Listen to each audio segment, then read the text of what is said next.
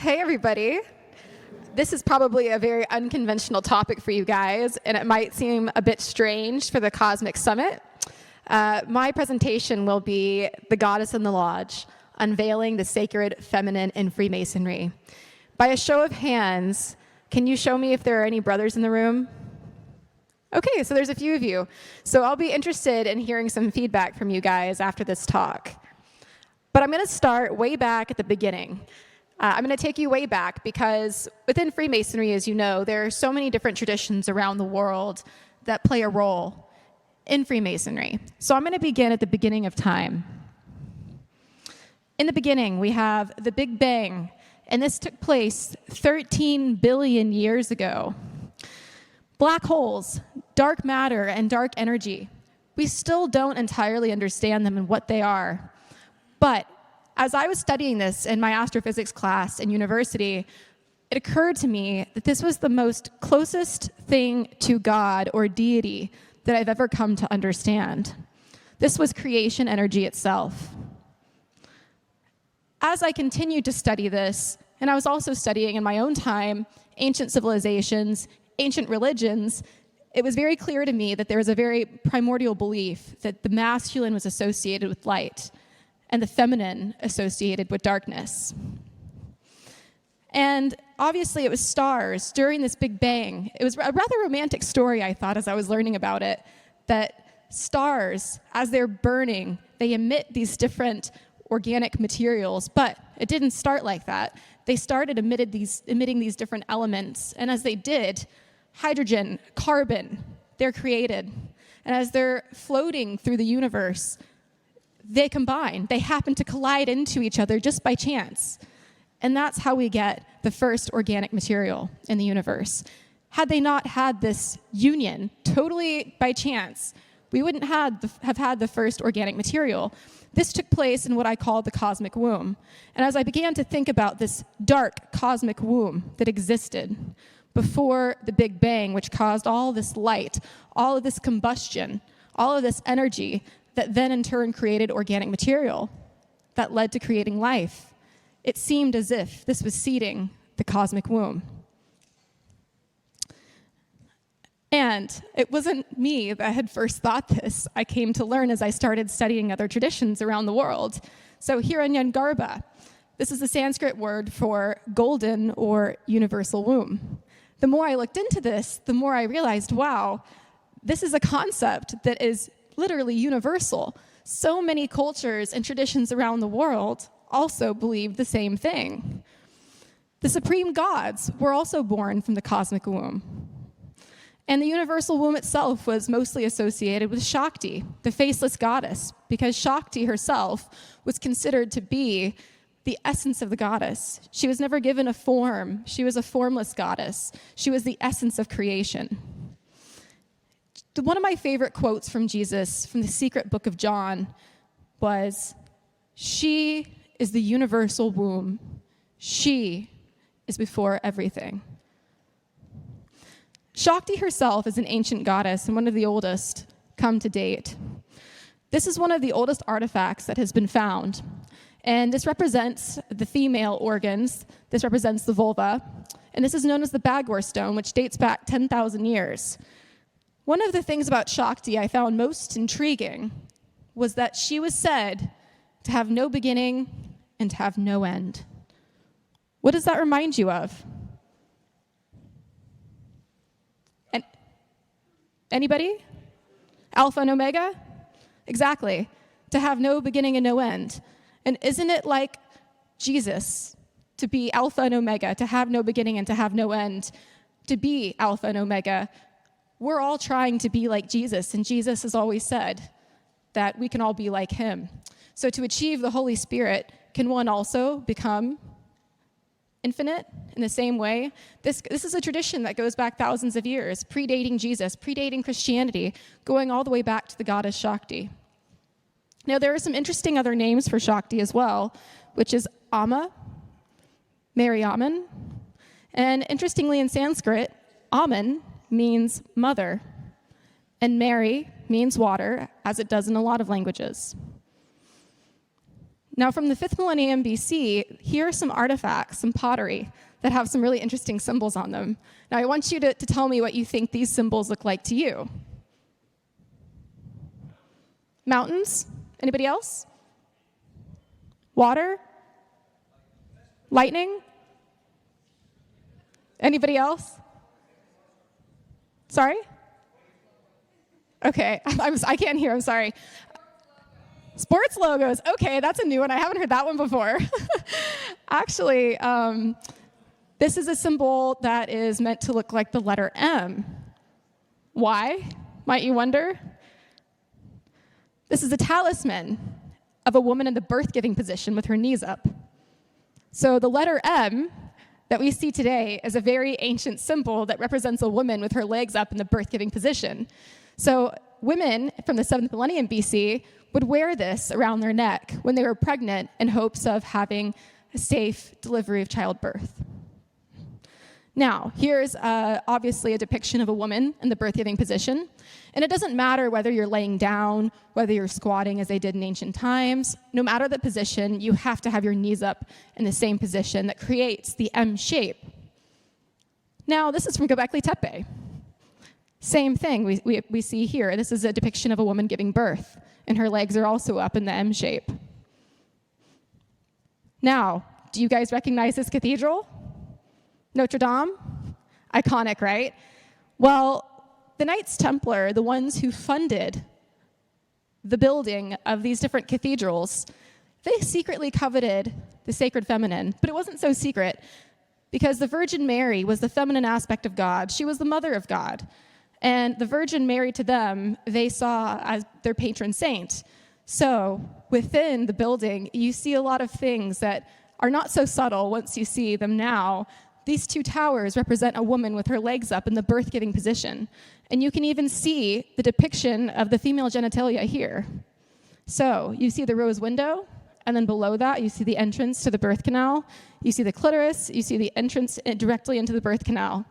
Now, when one would go into the cathedral, they would go in to hear the nurturing words of the clergy, just as one might hear nurturing words from their mother.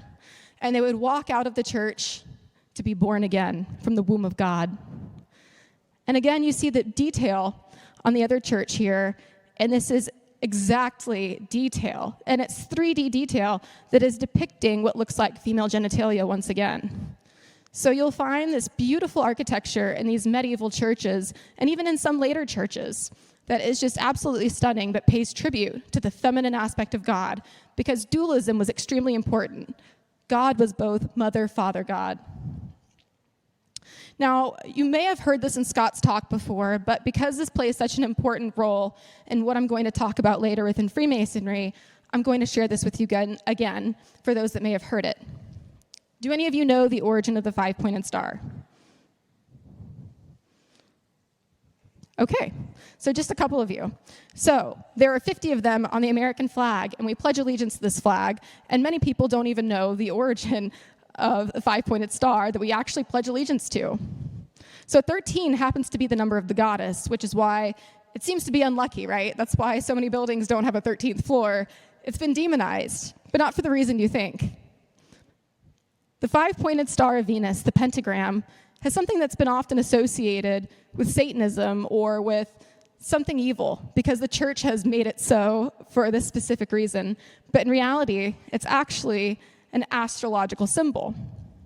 So 13 happens to be the number of years on Venus it takes for Venus to complete the five-pointed star. If you observe her from planet Earth, over the course of 8 Earth years, she makes the pentagram in the heavens. This is 8 Earth years precisely on Earth. Now, within a year, there are 13 lunar cycles. If we were going by lunar months, there would be 13 lunar months in a year. This is what the Native Americans use, actually. Their calendar is the lunar months.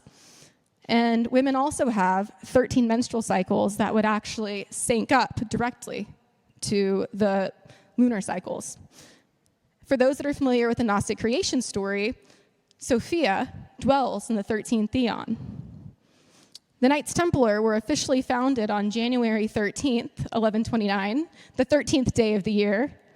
and that was no coincidence. And then they were arrested and suppressed on October 13th, 1307. So Friday the 13th, being the unlucky day that it is no coincidence. It all goes back to the Knights Templar. So here you see that within the 5-pointed star, the golden ratio is ever present. So the golden ratio here, we can see that the numbers 8 and 13 are within. You get 1 plus 1 equals 2, 2 plus 1 equals 3, plus 2 equals 5, plus 3 you get 8, plus 5 equals 13. So there are those two pivotal numbers in the cycles of Venus, 8 and 13. This is an interesting relic that was found at the arrest of the Knights Templar during the Inquisition. There was a silver female head that was a reliquary with a tag that was really strange, and it read head 58M. But it wasn't just any M. It was a Virgo symbol. And the Virgo symbol is the M with the little fish on the bottom. Now, the 12 tribes of Israel all had a different zodiac sign ascribed to them. As above, so below is a very important concept in esoteric traditions. But also, if you remember, in the Lord's Prayer, we say it in there too, but in a slightly different way. Hallowed be thy name, thy kingdom come, thy will be done on earth as it is in heaven. And this is exactly what we're referring to. We're referring to what's happening in the heavens astrologically, not in any other way. It's the same exact thing. And the ancient tribes of Israel also knew this and recognized this. And the tribe that Mary Magdalene was allegedly associated with was the Benjamite tribe. So it's interesting that this female reliquary, this head, had a tag on it that read 58M with the Virgo symbol. Sophia, wisdom, or the Holy Spirit, was considered the mother goddess or the emanation of the feminine aspect of God, who the Templars revered as their patron saint. Now, why the 58? When we break that down numerologically, 5 plus 8 gives us that number again, 13. Funny how that number keeps popping up quite a lot here. I'm going to take you over to Scotland now to an island called the Isle of Arran. This is in the Western Isles, and it's a bit hard to see. You might be able to see it better on the big screen, but there are two carvings on here that are extremely interesting. The Western Isles was a remote and safe location and a prime place that the Knights Templar would have been able to escape to after 1307, after Friday the 13th. And this would have been a prime location for a lot of reasons, one being that on most sides of the island, there was land surrounding. So once you got in with the ship, you probably wouldn't be seen. And when the Knights Templar would have come in, they would have had a very good chance of being able to hide their treasure in very quickly, get in without being seen by either the British military, the British Navy, or the French Navy who were out looking for them. The carvings in King's Caves that we've seen suggest that there was presence of Knights Templar and likely of rituals taking place. And as we visited for the first time, we were really stunned to see that Robert the Bruce had been there actually just a few months before Friday the 13th. Now, we already knew that the Knights Templar had been aware that the put-down was coming. They had been tipped off, and they had a plan in order and whatnot. That's why the ships at La Rochelle had been gone by the time that the arrest orders were read. However, it seemed that Robert the Bruce was in cahoots with the Knights Templar and was looking for a safe place for them to land, because he himself visited King's Caves, hence the name King's Caves, in August of 1307, just months before. So we believe this might be the initial location where treasures and other artifacts may have been brought. So this is a carving in the cave, and you can see that it's a cross, and it has a very strange shape carved at the bottom of it. What does that look like to you? Fallopian tubes? Okay, that was my thought too. Now this column on the other side, the right-hand side, this is called the Ionic capital. So within Freemasonry, there's 5 capitals. This is the Ionic. The origin of the Ionic capital actually goes back to the Aeolic capital. And this was found on temples of Athena, of the goddess. And they very much look like fallopian tubes. And to be found on the temples of the goddess is very fitting, considering that's what they look just like, and likely was the inspiration for the architecture. Now, there we go. There's our fallopian tubes and our female anatomy that it looks just like. So for this to be found in this cave that we believe had Templar links was no surprise, since they coveted the sacred feminine. So this is found within the Fellowcraft degree in the staircase lecture. This is where you learn about the different capitals, the one being the Ionic here. Now, for the brothers in the room, this will be a familiar symbol. This is standing right next to the cross with the fallopian tubes. And when we saw this, we were thinking right away, all right, there are certainly rituals taking place here. So this would be what is known as the grand hailing sign of distress. But what was the origin of it? Where did that come from? Because it's an ancient symbol that goes back a lot further than Freemasonry. You can find it in other cultures, other traditions, other religions, and other stories. So where did it come from? This goddess, this stela here, you see, is actually the goddess Tanit, the Phoenician goddess Tanit. And as I was looking at it, I thought, this looks a lot like the constellation Virgo. You see Virgo here with her arms up, but they're not symmetrical. They're just slightly asymmetrical. But where do we get that triangular bottom for the goddess Tanit? Which, by the way, was the patron goddess of the Phoenicians when they were sailing. She was the goddess that they called upon when sailing the tumultuous seas. Then it occurred to me, right, here's the spring triangle, which envelops the constellation Virgo. It touches on the constellation Boötis, it touches on the constellation Leo, and of course, encapsulates Virgo. So we have the body here, and then we have the arms of Tanit, and that gives us the full body of the goddess Tanit. And now we see Isis in the exact same pose as the grand hailing sign of distress. One of the most iconic pictures of Isis is actually her giving this sign of distress over her dead husband Osiris while he lays in a boat. So this isn't something new. This is something very ancient and something clearly we see a woman doing, giving this sign of distress. And this is actually in St. Remy, the Basilica of St. Remy in Reims, France, which we're going to be visiting on our tour this October. These are life-size statues, and they're absolutely incredible. And what you see here is, in fact, Mary Magdalene, the one with her arms up, in an asymmetrical position by no accident, and she is precisely mimicking Virgo. Exactly. But she is clearly in distress over the dead body of Jesus, and you can see she is extremely pregnant. Extremely pregnant. And you see what looks like either a rose or a knot on her belly. So this could either be a reference to sub rosa, a secret that hides beneath the rose, or it could be a reference to the knot of Isis. So, as I mentioned, the importance of as above, so below here, what is the sign of distress really representing? Where did it come from? Did it come from the constellation Virgo in the heavens? Could that be the origin of the sign of distress? And if so, was it a plea to the goddess in the heavens? This is prevalent in so many ancient death and resurrection rituals across the globe. I could go into a lot more, but I don't have the time to today. But this is something you see globally and in so many different traditions that there's obviously something to it. Now, the Weeping Virgin is another example. The broken column relates to the prince of the ancient Hebrews and the dying young sun god, whose life has been cut off too soon, much like Jesus himself, who is related to the sun god. The Weeping Virgin mourns the death of the broken pillar with uncovered, disheveled hair. Who else has uncovered, disheveled hair and weeps at the feet of her master? Mary Magdalene. And here you also have the Holy Trinity. You have Father Time, who is the Father within the Trinity. You have the Son, who is the broken column. And then you have the Holy Spirit, who is the Weeping Virgin with the uncovered, disheveled hair.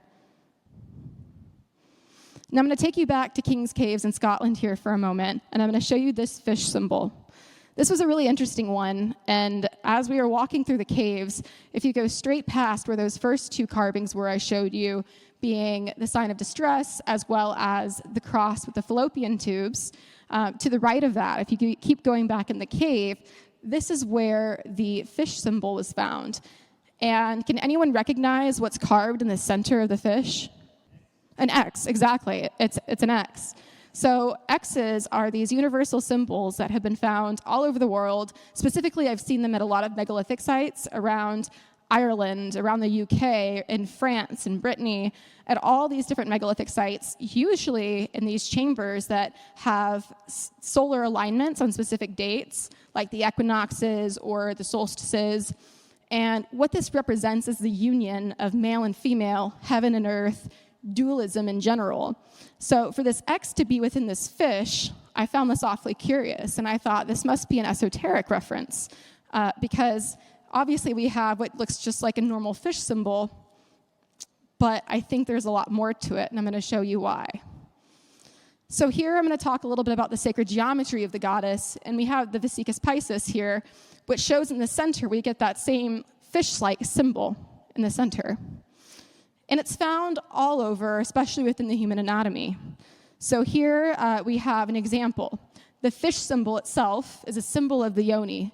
The pearly gate, which is used as the omega symbol even, was an ancient symbol that was used for the womb.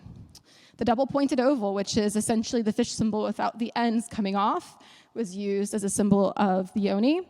And the downward delta, which is also found at King's Caves, carved right outside the cave, is also found there, and that's also a symbol of the sacred feminine because it represents the pubic triangle. And as I said, it's found in the human anatomy as well.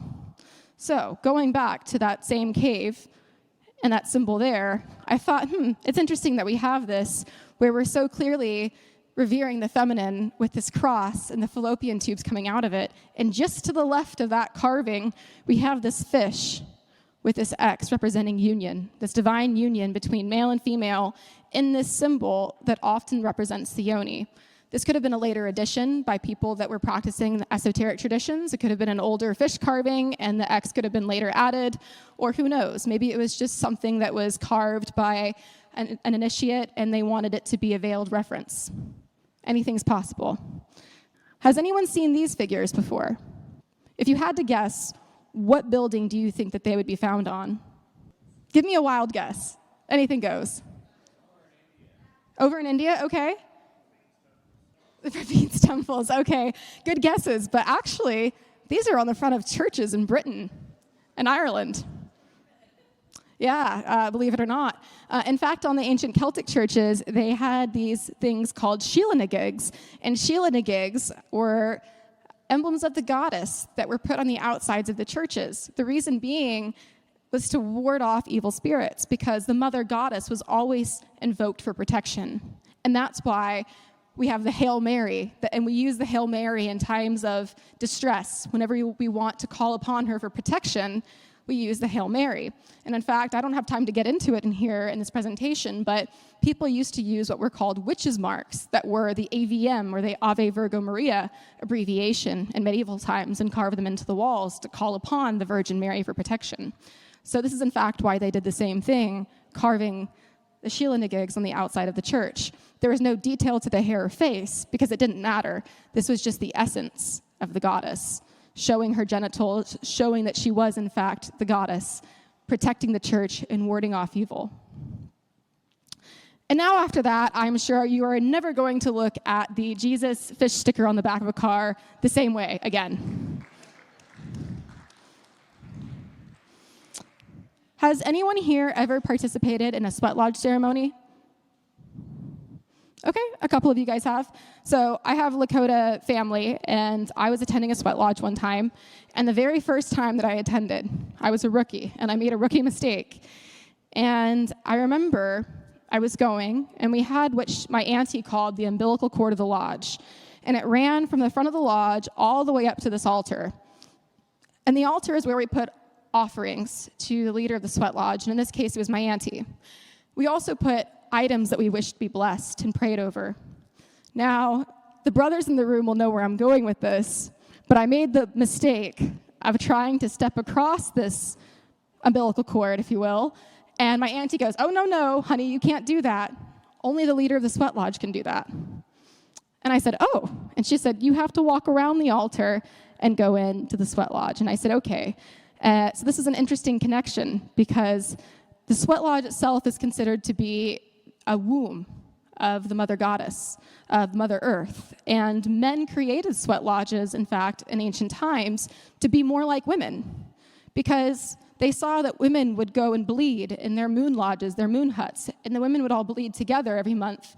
Their cycles were in sync, and they would either bleed with the full moon or with the new moon. So they would go into their moon lodges and bleed, and they would bleed unto Mother Earth and have this sacred union with her.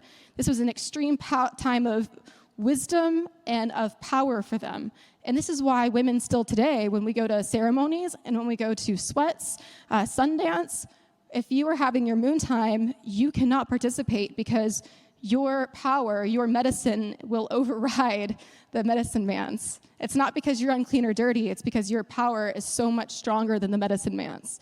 And so, going back to stepping over the umbilical cord here, I remember her telling me that, and it stuck with me a little bit. And the more I started researching Freemasonry, I come to find out that one cannot cross the stream of wisdom that flows from the master in the east to the altar. One must walk around. So there's an interesting connection, obviously, here between the indigenous and Freemasonry, which Scott will dive more into the ancient origins and connections between the Knights Templar, Freemasonry, and the indigenous people here. But this is something that I just had to share, and it was interesting that this was considered the umbilical cord of the lodge. So the goddess in the lodge. Now that I've showed you guys what the five-pointed star is, and that it is a physical manifestation of the goddess in the heavens, Venus, the consort of the sun, if you will, this is here actually on the gateway to Kill Winning Lodge, Lodge Zero, or as the brothers there call it, Lodge Nothing. It's disputedly the oldest lodge in the world, although the lodge in Edinburgh would like to argue, lodge number 1 there, St. Mary's Lodge, would like to argue they're the oldest. But there's evidence of a lodge going back to the 1100s at Kilwinning. So as we went to enter for the first time, we saw here the five-pointed star guarding the entrance to the lodge, which was quite beautiful. So we have Venus there on the floor, guarding the doors to the Mother Lodge of Scotland. And then one of my guests on my tours pointed out to me that even in the flowers, it also looked like fallopian tubes on the sides of that. So that was really pretty. This is inside Kilwinning Lodge. Beautiful, beautiful lodge. And so as we went inside and we were walking through, I noticed that in the east, you have Venus lit up in the east above where the master sits. The five-pointed star of Venus. And now I'm going to talk a little bit about the three lesser lights. And for those that don't know, the three lesser lights are the sun, the moon, and the master of the lodge. Obviously, we know what the sun and the moon are, being the heavenly bodies, and the master of the lodge governs here on earth. But what is his heavenly counterpart?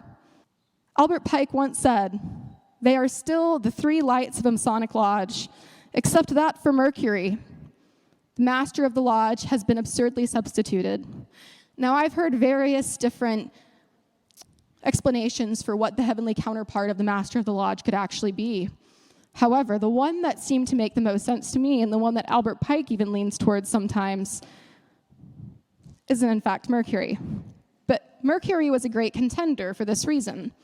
Mercury was the master of the lodge, and because he governed his people in the underworld, below, here on earth, just like the master did, while the sun and the moon govern the heavens. However, the three brightest lights in the heavens are the sun, the moon, and the planet Venus.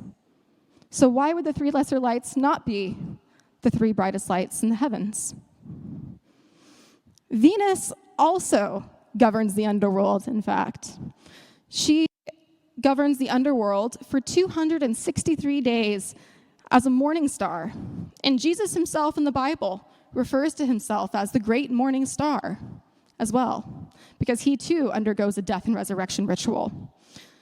And Venus is referred to as the queen of the dead during this time, who is then also resurrected as the evening star for another 263 days.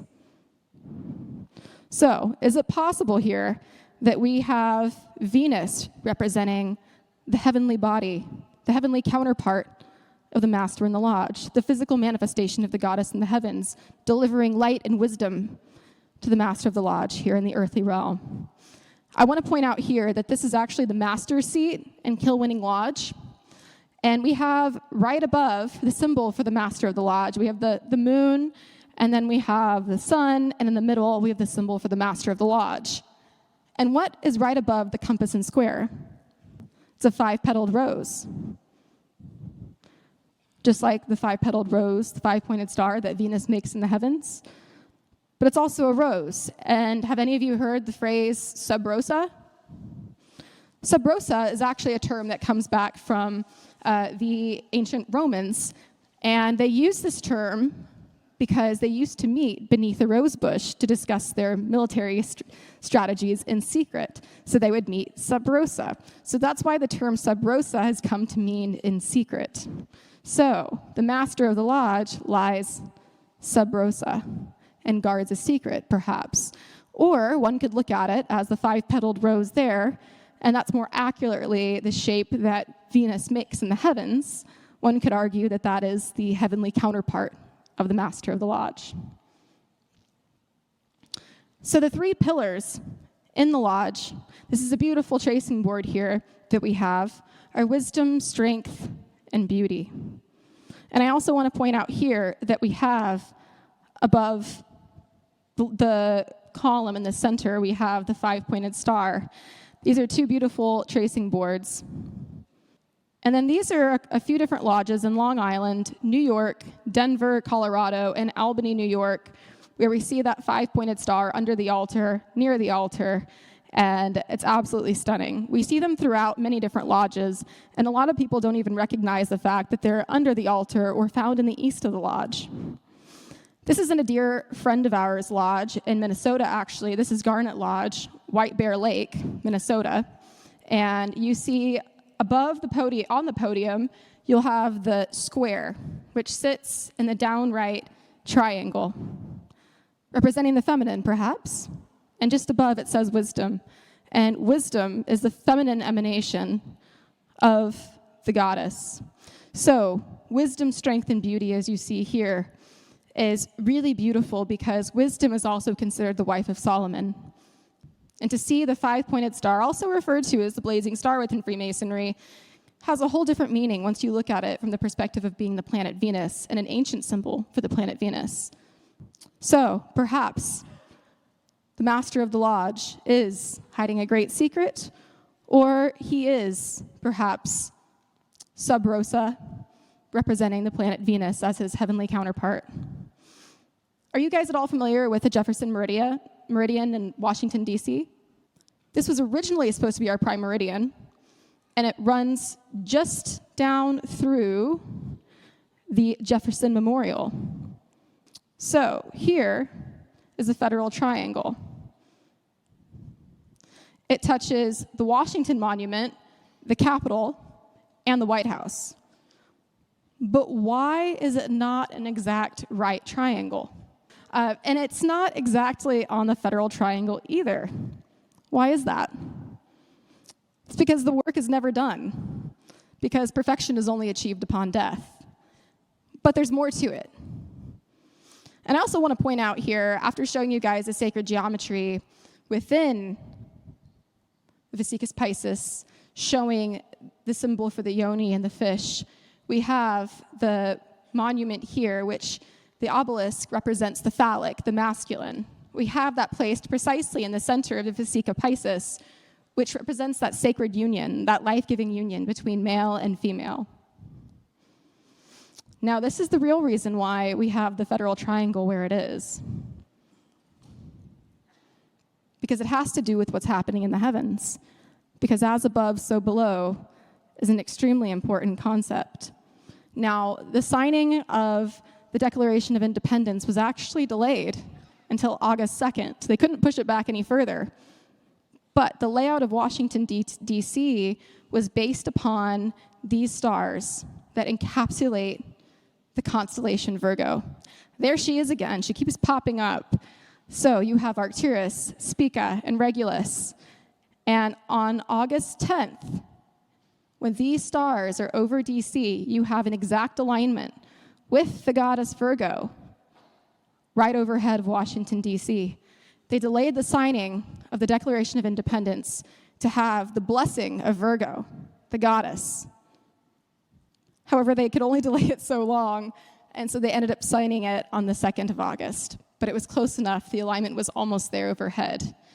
So this is also I found this in David Oveson, which you can read about it in more detail in his book. It's beautiful, and it talks all about the layout of Washington, D.C. However, I talked about the goddess Tanit earlier and how she was the patron goddess of the seas and who the Phoenicians called upon to protect them on their journeys overseas. And it would appear that our founding fathers, too, called upon the goddess Tanit, or Virgo, who were one and the same, for a blessing and for guidance in the tumultuous times that were coming as they were founding this new nation. This is my book. It's called The Bringer of Life, A Cosmic History of the Divine Feminine. And I do have it for sale, and I'm happy to sign it for you guys. I dive a lot more into all of this there. And these are the tours that we have coming up. We have one at the very end of June in Scotland, going to a lot of wonderful sites, and then one in September going to Inverness and to Orkney, visiting some megalithic sites, and then a Knights Templar and Cathar tour in France. And then I have an Outlander tour again in late October, which we will have a Samhain Fire Festival at the very end. And so with that, I want to thank you guys. Hey, how about that? Was that great or what? Thank you, Hayley.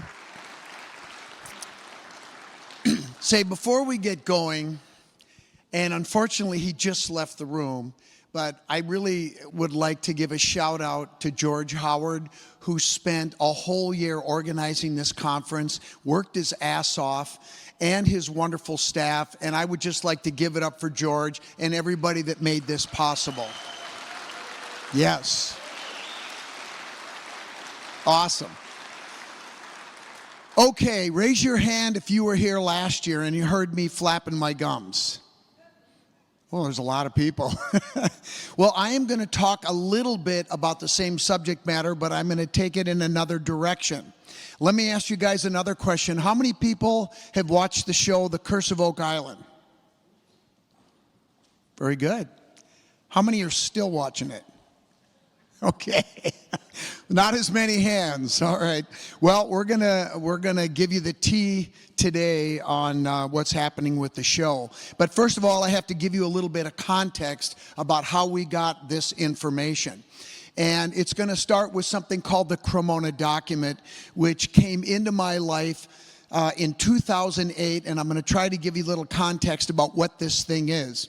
And you'll see that wonderful AI image of the Templar ship. For those of you that have watched the series that my brother Tim Hogan, Tim, raise your hand in the back there. He's back there. And for those of you that are going to attend our seminar that Hayley and I are going to do tomorrow, we are going to take you down a bunch of really cool rabbit holes. And if you're not going, well, too bad for you. Anyway, Tim and I did a show that's currently airing on Gaia. We filmed it last year. It's 10 episodes, and it actually turned out really good. I think Tim and I, if I can speak for him, are pretty proud of the final product, and we're going to encourage you at the end of this to watch it. But one of the things they incorporated into the show was some amazing AI images, which I'm going to incorporate into this talk because I think they're cool, and this is the first one. Now, the story of the Cremona document starts at a place called Bannerman Island, which is in the Hudson River, about an hour north of New York City. And there was, Francis Bannerman was an arms dealer, And the first Francis Bannerman that built this place was selling arms to both the North and the South during the Civil War. And then his son came along and was selling to anybody that would buy. And he got himself into trouble, but that's another story. In 1958, the munitions that were stored on the island exploded and blew out the castle there, you can see, and blew munitions into the Hudson River. Now, these two characters, Bill Jackson and Don Rue, back in 1968, these guys used to live in the Bronx, and in the summertime, they would take trips up to Bannerman Island in a boat, and they would go snorkeling and scuba diving, looking for those munitions in the water to take them back to the pawn shops and sell it for money. And as they were doing this, our friend Don Rue found that brass disc, and he gave it to Bill. Now, the brass disc led Bill Jackson on a long, arduous journey, which I'm not going to go into, but it ultimately led him to Rome, where he purchased what we now call the Cremona document in 1971. I'll tell you a little bit more about it as we go along, but basically, the document was a story about a 12th century Templar trip to North America. And the Templar mission was to recover ancient scrolls from biblical times going back in time that had been hidden over here sometime before the 10th century at a place called the Temple of the Goddess in the Catskill Mountains. And this 12th century flotilla of 6 ships and 144 men and women were on their way to North America. As they were going around the southern tip of Newfoundland, one of the ships hit rocks. They limped to shore. They realized that it was unsalvageable. They offloaded everything, and then they towed it out and they scuttled it. Bill decided, after reading this in the document that he bought, that he wanted to go up there and see if they could find this ship to prove whether or not the document was legitimate. Then he would go back to Rome and buy the rest of it. So he called his friend Don and said, "Hey, Don, I'd like you to go with me up to Newfoundland to go scuba diving." He didn't tell Don what the real mission was all about. But Don said that Bill said the magic words, "I'll pay." So they went, and they found that 12th century ship. That convinced Bill that the story was true. He bought the document, and away they went. From there, we know that the navigator of that ship was a woman by the name of Altamara. And once they got to the Catskills and interacted with the people of the temple, at one point there was a skirmish that happened with a warring native tribe, and Altamara was killed. Her body was burned, it was put in a box, and then placed inside of a cave and sealed with a large boulder. For the next 6 years after they found the ship, Bill and Don were hiking in the Catskill Mountains. And on October 11th, I wish it was the 13th, but it was the 11th, 1977, they found Altamara's cave and her tomb and the artifacts that were inside of it. And that was all they could do in the field. And then as we go along, we find out that in 1994, Bill Jackson realized that he was terminally ill with arterial sclerosis and Parkinson's disease, and he sold the document to the Vatican. To the Vatican. My heart dropped when I heard this. But as it turns out, Bill was a really smart guy. So hold on, and I'll finish that story later. And unfortunately, in 2000, Bill passed away. Now, as we go forward, I want to tell you just briefly that the Cremona document was recopied a number of times over the centuries, and it was last updated in 1908. So when we talk about these events and these documents that date back to the 1400s, the 1300s, the 12th century, and so forth, we're not talking about documents that are that old. They've been recopied, and they date back on the paper to 1908. okay? A lot of people go, well, these aren't ancient documents. Thank you very much. We know that. They were recopied. And the document is, what's interesting is that the title page, which you see right here, again, recopied in 1908, in Latin says Veritas vos liberabit, which means the truth will set you free. It's a beautiful phrase, and it's very apropos in this particular instance. The document is made up of reports, 28 maps, 2 of which have been used on the Curse of Oak Island show for the last 10 years or so. There are letters, and there are 16 encrypted secret documents.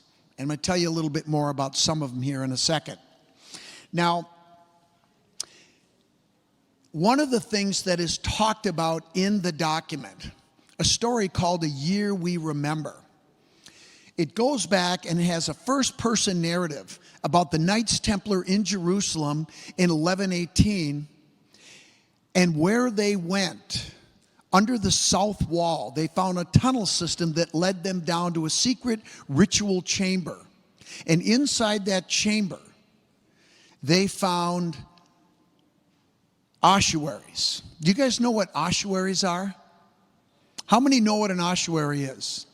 Okay, so this goes back to the ancient burial tradition of the Essenes, Jesus, Mary Magdalene, and John the Baptist's people.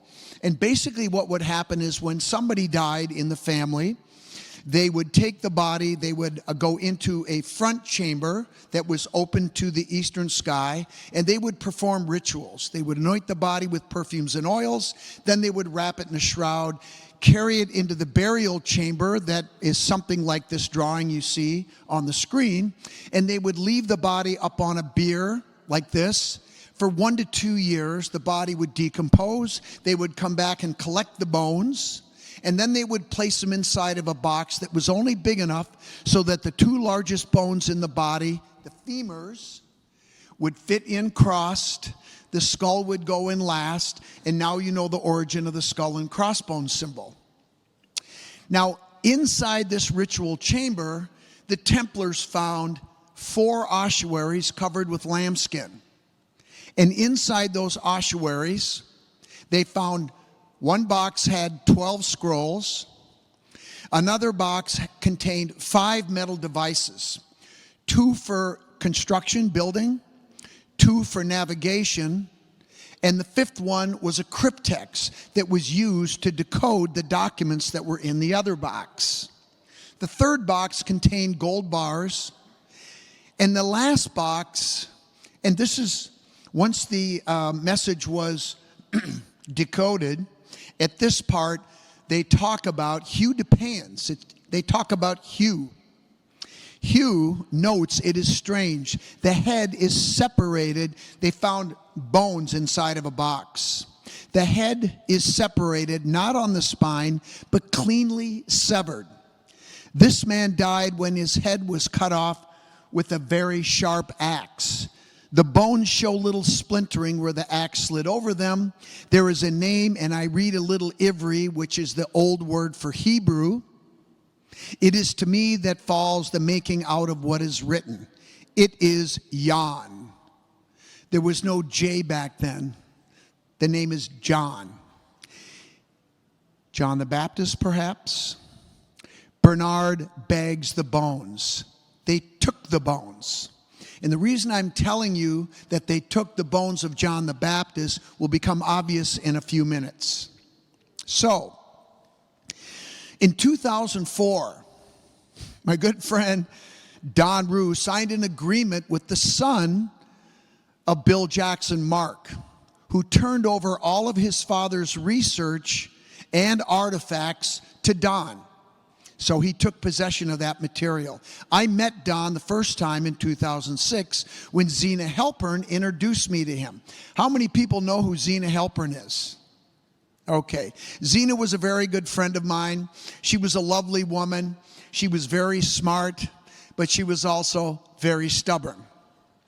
Anyway, so she started working very closely with Don, as I did. And I'll get back to that in a little bit. In 2008, Don had moved into a new place up in White Plains, New York, or excuse me, Dover Plains, New York. And in 2008, in the spring, he cleaned out his storage room and he picked up a picture that Bill had given to him back in 1996. And there's a long story that goes with this that I'm not going to get into. But as he picked up this framed picture that Bill had given to him, it fell apart.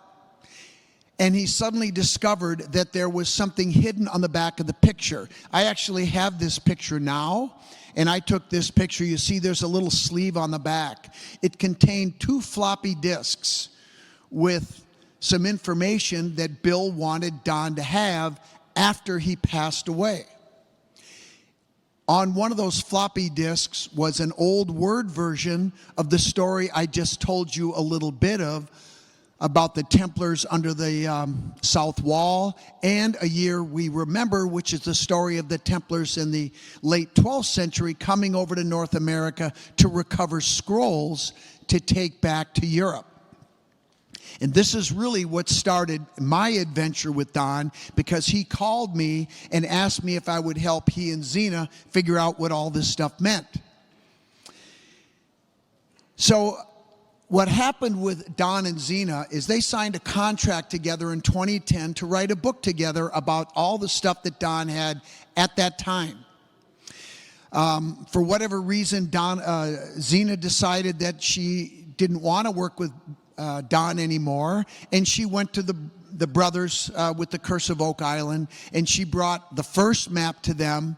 She became the darling of the show, and away they went.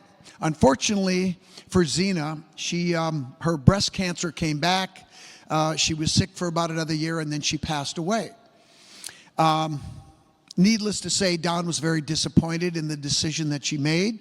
She also brought in the second map, that Oak Island map that you guys see almost every episode. That came from Don. And frankly, Zena had no right to give it to them.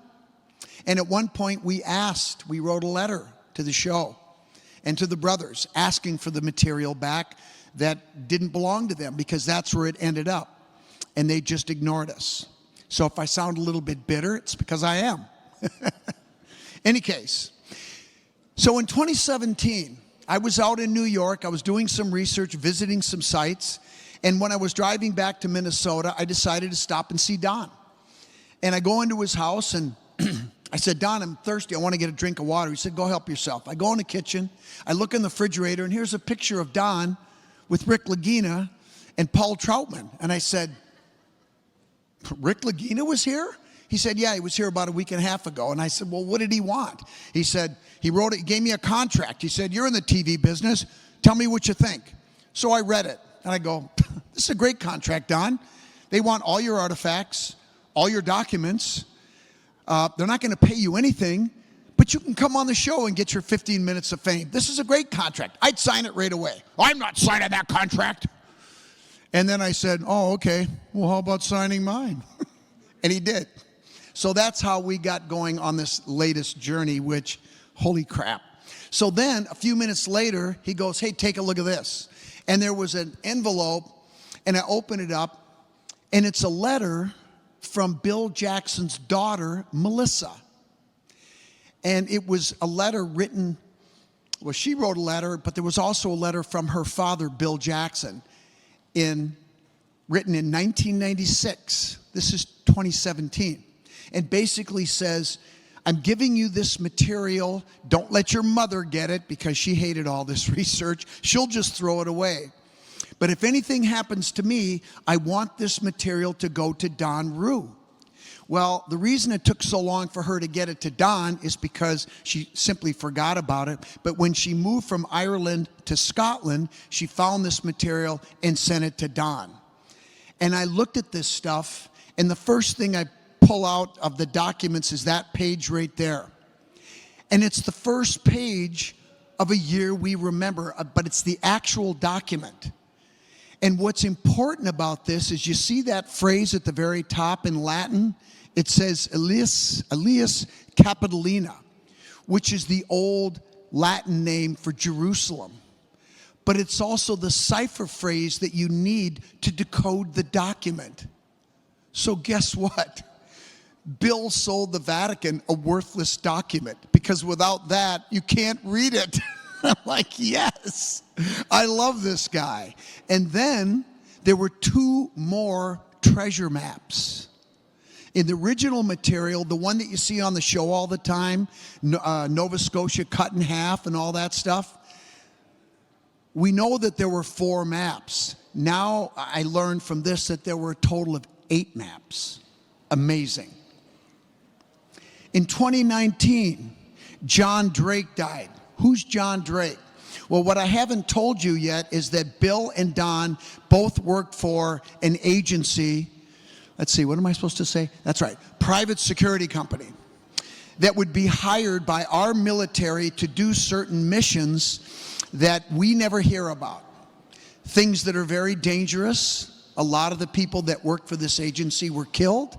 I know this because during COVID, Don shared 500 pages of reports with me in 5 batches, and I've read about all those missions.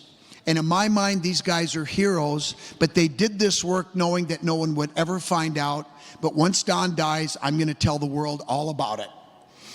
Anyway, in 2019, one of their guys that worked in the agency, John Drake, died. And his estate left 2 packages of material for Don.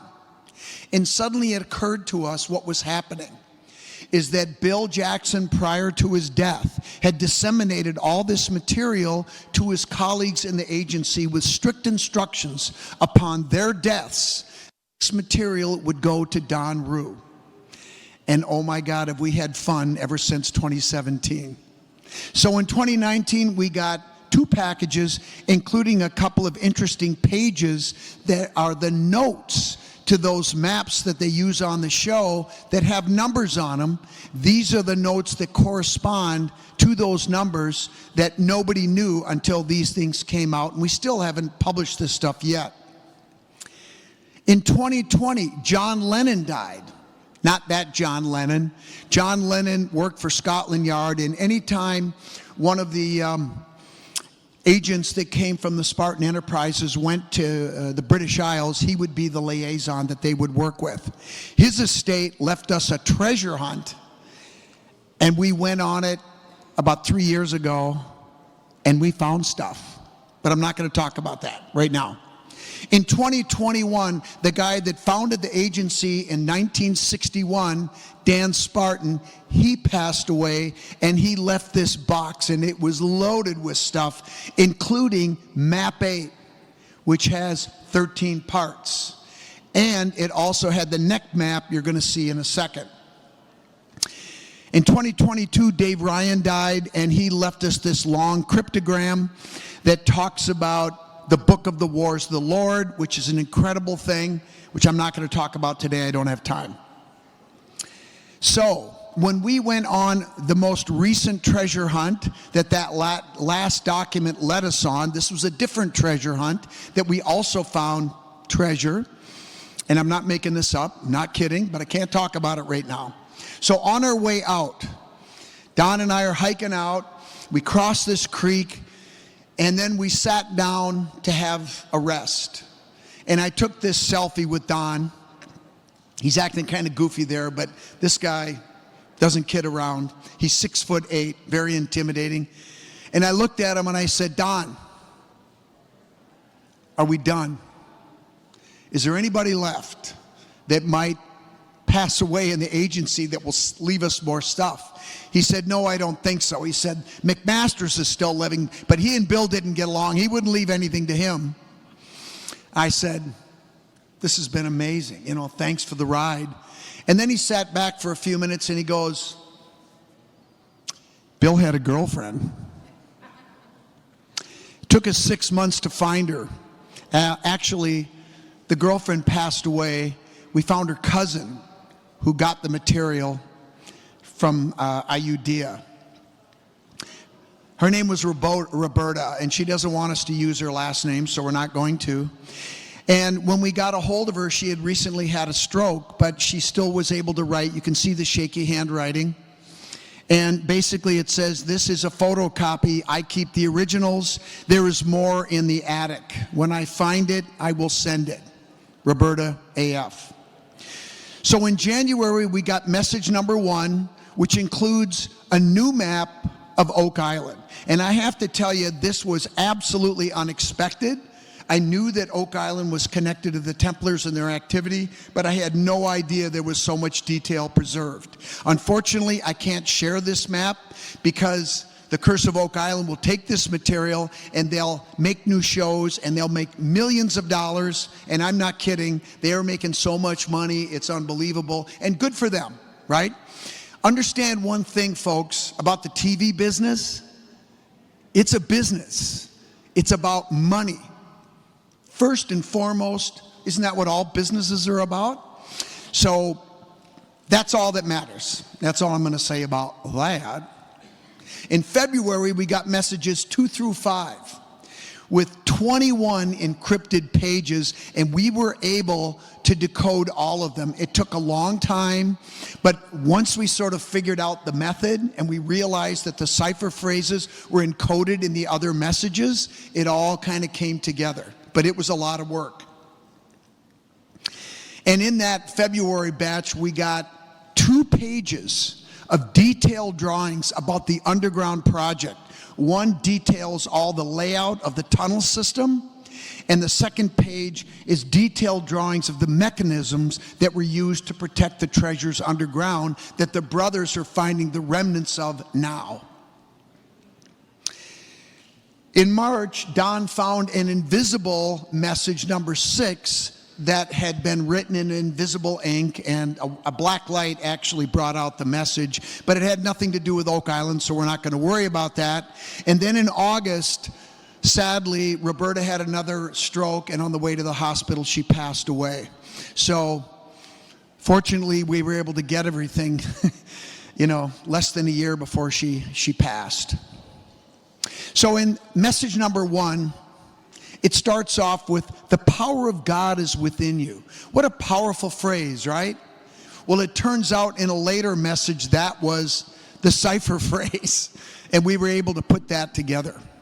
But this is part of the message. It says, this is the final writing of this report, first done in 1308, right after the Templars escaped in 1307, and revised 3 times until 1908. That's how we know the last time was 1908. It says right here. The final putting of the relic is told here, 1597. What the hell is the relic? Pretty interesting, huh? This is the account of the journey and the 300-year project to secure the relic, now held by Lionel de Waldron III, 44 years old, aboard the Gaspard. Now, that name is highlighted because his ancestor was on that first late 12th century trip that came to North America to recover the scrolls. His name was Lionel de Waldron I. So there's a bloodline aspect to this without any question. So what is that relic? Well, we know what the relic is because in some of the messages it tells us, and it connects with an earlier thing that I told you. Some people think the relic was the Last Supper cup, but it's actually the skull of John the Baptist. Because in the Essenic tradition, the guy is not Jesus. Jesus was initiated by John the Baptist. He's the one that was most important. And for those of you that are Freemasons, you know that today all of our lodges are dedicated to the Holy Saints John, right? John the Baptist and John the Evangelist. But prior to 1600, it was just John the Baptist. So this is the important relic, and there's a lot more that goes along with that, but I don't have time to go into it. Later on in message 1, it says this: in 1304, Louis de Gromard, by order of Grand Master Jacques de Molay, arranged for 3 ships to embark from La Rochelle to Locale de Ramsey. And you know who perked her ears up when she heard the word Ramsey? That girl over there. And Pointe-d'Aire of Saddle. saddle. Now, we didn't get this message until after Hayley and I went to the Isle of Arran. And prior to that, we went to visit a Cistercian abbey right across the bay called Saddle Abbey. And then a year later, this message shows up. It's incredible. In the Isle of Man. So here's what happened. The Templars escaped from the western port of La Rochelle in France the night before the arrest order came down on October 13, 1307. They were already gone. There were 18 ships in the port of La Rochelle. Some of them went to Portugal. Some went up into the Baltic region. But we know 3 ships went to Scotland with the treasures. And here's one of those cool images. This is what La Rochelle may have looked like back then. I just think these AI images are amazing. And so they left La Rochelle, and their first stop was the Isle of Man. And this is what it may have looked at when those 3 ships arrived. Who knows?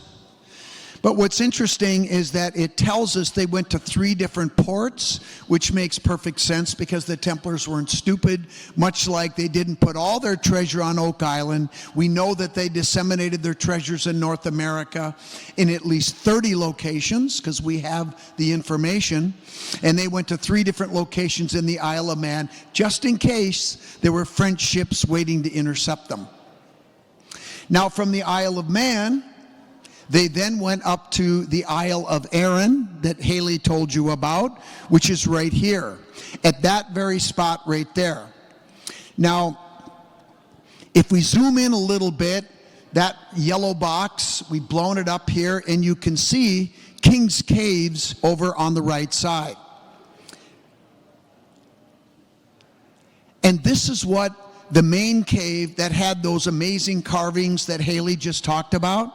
This is the entrance here. And what's cool about it is you have to go around the bend a little bit to go inside the cave. It's hidden. You can't see it from the ocean. It would have been the perfect location, right? Now on the inside, that Vesicus carving, the fish that Hayley showed you the picture of, it's right there on that left wall. You can't see it in the picture, but it's right there. And this is the cave. It's huge, and it goes back quite a ways into the hillside. And I like to think that when they brought those treasures and hid them here, it would have looked something like this. Now, there's the sign, and again, just the fact that when we first walked up there to take our first hike to the caves, we see that Robert the Bruce was there 3 months before the Templars escaped. That's not a coincidence, folks. He was scouting out a location for the treasure to be brought. We are absolutely convinced of that. Now, if we zoom in over on the other side, here's Saddle Abbey, right? Now, the Templars were Cistercians. And what's beautiful about this is that once they got up here, they went to King's Cave, they dropped off the treasure, and when you finish your work, what do? You go to the hotel, right? Right across the bay is the Cistercian Abbey. Their brothers must have been waiting for them. Now, Hayley and I went over there, and I flew my drone. The Abbey is mostly in ruins nowadays, and you can see that there. But directly under the drone right here is a modern shelter.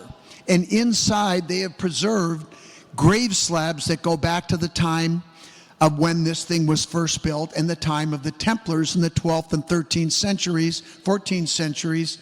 And you can see they've got about a dozen Templar grave slabs there. So all this evidence is supporting this thesis that we're laying out to you right now. And nobody else has ever been involved in this, thought about this. This is all brand new. So from there, we know that the treasures made their way, in this case, to the northeast. And the first stop was probably here at Kilwinning Abbey. Hayley talked about this. This is where Kilwinning Lodge 0 is. And there's an amazing abbey that's there that has many legends about treasure being hidden in the tunnels and repositories underneath the abbey. And we've been there on our tours. It's an amazing location. From there, they made their way to Weems Caves on the north side of the Firth of Forth. The name Weems will come back in this lecture in a few minutes. But we've actually visited these caves, and we go there on Hayley's tours. I've actually filmed there for America on Earth and for another show. And I've been there multiple times. This is our film crew when we were there. These caves are huge, and it's well documented that Christian monks, and this is, archaeologists have told us that it's well documented in the 14th century, Christian monks lived in these caves. Guess what the Templars were? Christian monks, right? Now I want to just segue off for a second and tell you about another group of documents that I'm going to share with the world in a new book that I'm just about done with now. And they're called the Sinclair Weems Journals.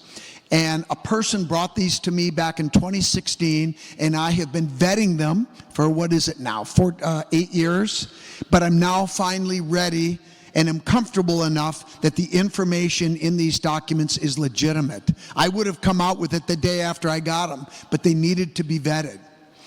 And what they are is firsthand personal journals that were written by two prominent Scottish clans that were related by marriage, the Sinclairs and the Weems. There are 20 volumes. The first 13 are written in Latin, 2 are written in Old English, and the last 5 are written in modern English. This was a father-to-son tradition. After Earl Henry Sinclair in 1395 and 1398 came over to North America with 8 ships each time, loaded with treasures that the Templars had brought over from France. And they were living in those Weems caves for about 80 years, being protected by the Scottish clans, and I'll tell you why in just a minute. But the obligation was this: after Earl Henry brought the treasures to North America, he passed the obligation to his son. And the tradition was you were to visit the Western lands twice in your lifetime, once with your father, once with your son, to ensure those treasures were safe. And you'll understand why when I read one of these entries. It's beautiful and it's amazing. These journals span 15 generations, 417 years from the first entry to the last. And there's one map, this lambskin map right here, that is of the southern coast of Nova Scotia, that shows the treasure locations, including Oak Island. I can't show you that because I'm not giving it away. But what's interesting is in the foreleg of this lambskin, there is a date of 1395 and the navigator and cartographer's sigla, Antonio Zeno. And you can see the AZ. But what's also interesting, and this goes back to what Hayley talked about, is that the Templars and the Cistercians revered the sacred feminine. And it's pretty obvious here because in his sigla you see Hayley's fish symbol, right? And the M, and they're connected in such a way that it makes that symbol of Virgo. So all this is internal evidence that supports authenticity. In book 17, John Weems Jr., we call him Junior because there were 2 generations in a row of John, so Junior and Senior. My ancestor, the Earl of Weems, was most explicit in his writings. He admonished each generation of the family, continue the role of guardian for the covenant. The covenant is an agreement with deity, with God. It's the most important agreement you can make. What was the covenant? The covenant was to establish a sanctuary, what they called, in the next entry I'm going to read, a free Templar state. They also call it the New Jerusalem. Brother Francis Bacon called it the New Atlantis. That was the mission. And the treasures, which was comprised of gold and silver and jewels, but relics and artifacts, knowledge, maps, all kinds of stuff. that were brought over here and hidden in multiple places for someday. That was the mission. That's why they took it so seriously, and it went on for as long as it did, 400 years. Earl Henry, as he takes off, we leave this daybreak from Kirkwall for the western lands with the blessing of King Robert and with the support of the herdmen who will oversee my obligations in Orkney's while I am gone. Our goal is to find a better route to the empires of China, further south than the ice-covered lakes. That's the Great Lakes. How the hell did they know about those? Because they'd already been here. And suitable land for settlement. They're staying. Beyond the boundaries of Greenland, that's the old spelling of Greenland, which we visit on our journey. We travel with 120 remaining Knights Templars, descendants of those at Bannockburn. Bannockburn was the greatest victory in the history of Scotland in 1314, and there have been pervasive legends that the Knights Templar that escaped from France 7 years earlier had helped them turn the battle against the English, and that was the greatest victory in the history of Scotland, right? Well, guess what? That story's true. It's right here. This is incredible. We search for suitable places to transfer the Templar treasure hidden in Scotland. Amazing, huh? Now, here's that map, the neck map, that was part of a larger map on an animal skin, but they had a separate map on the neck portion. That's why we call it the neck map.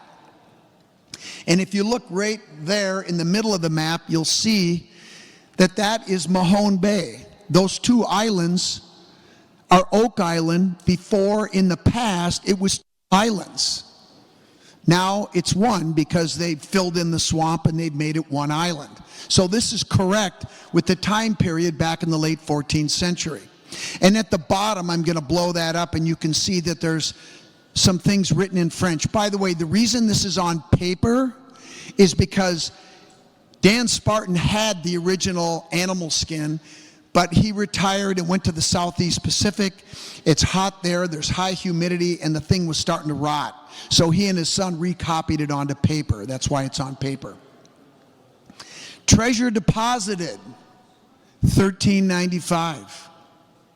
It says right here on the map. Delete same. In French, it translates to that, but it means remove, delete, take away, recovered. 1769. It's not there anymore, folks. Sorry. But if there's been 11 seasons of that show, if there's anything that they proved, is that there's nothing there. This is message number 5. This is one of the encrypted pages.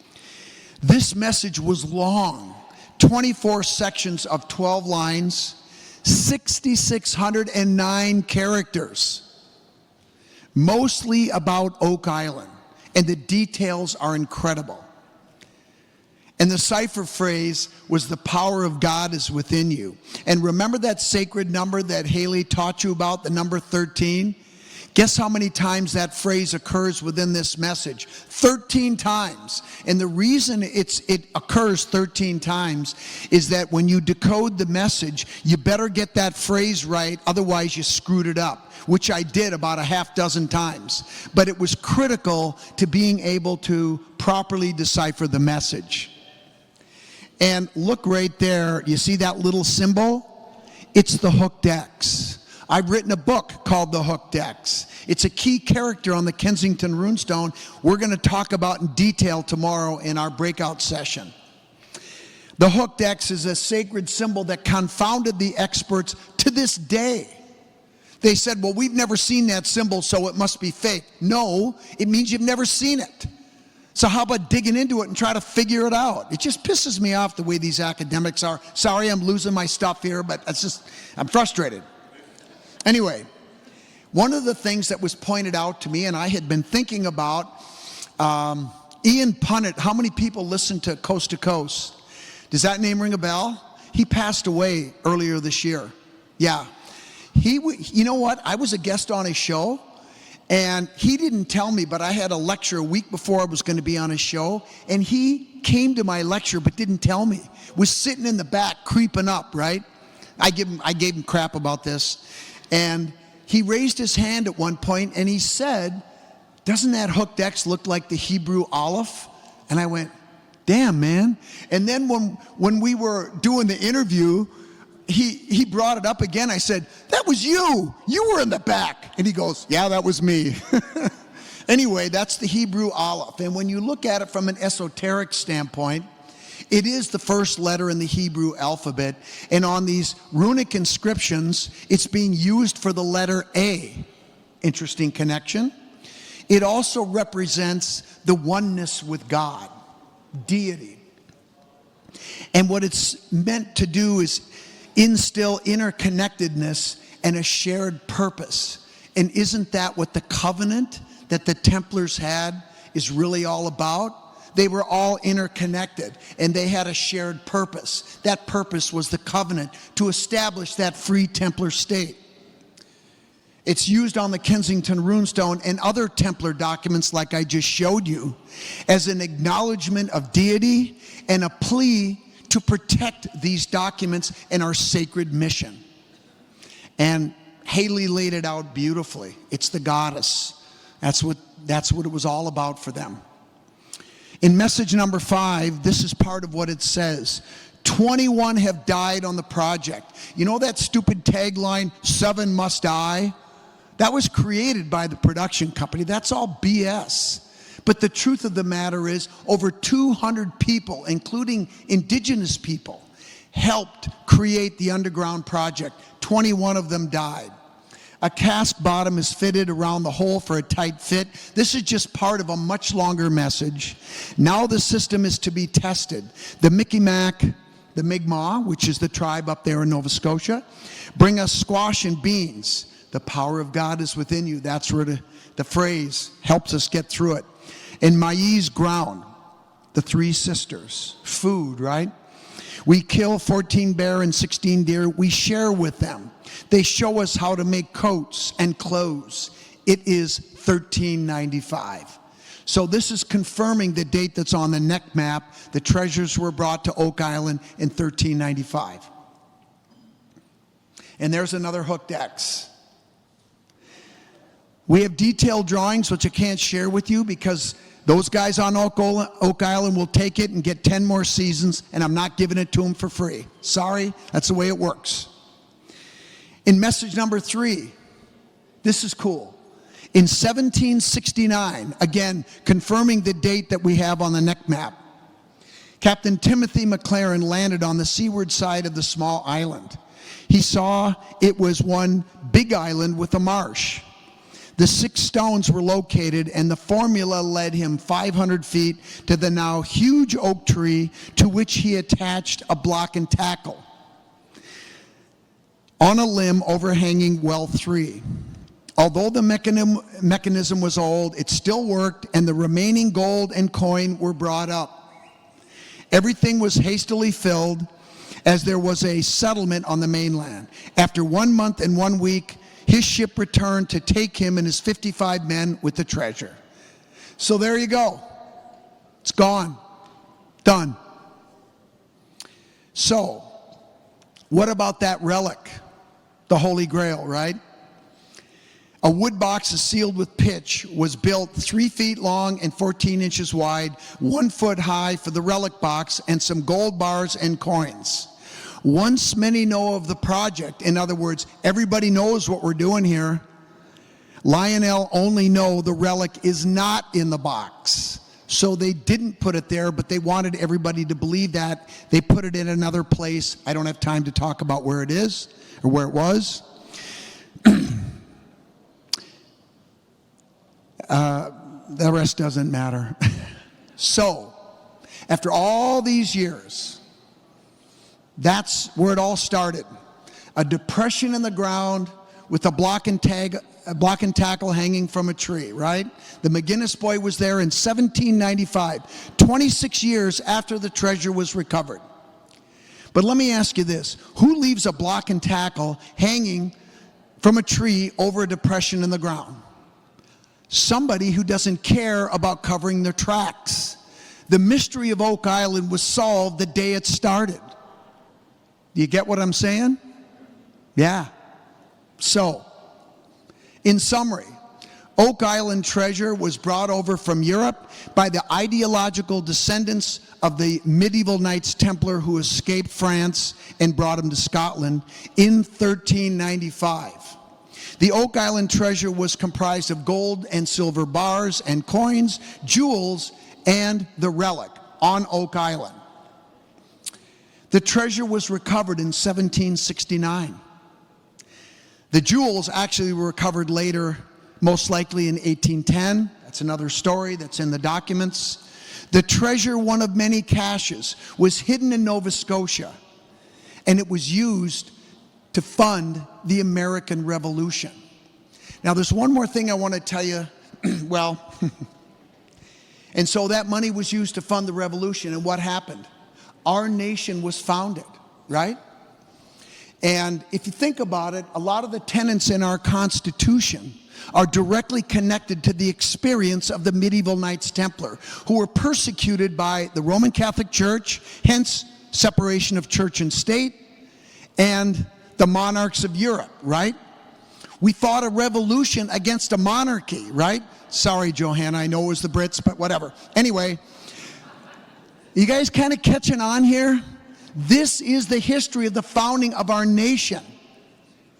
And so what our founding fathers did, our brothers, Masonic brothers, 53 of the 56 signers were master masons. This was the completion of the covenant, and we're living in it. It was a sacred mission that they completed, and we're living in it.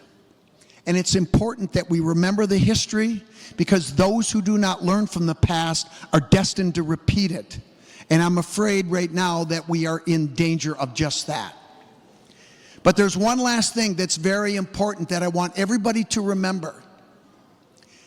The native indigenous people of this continent are matriarchal.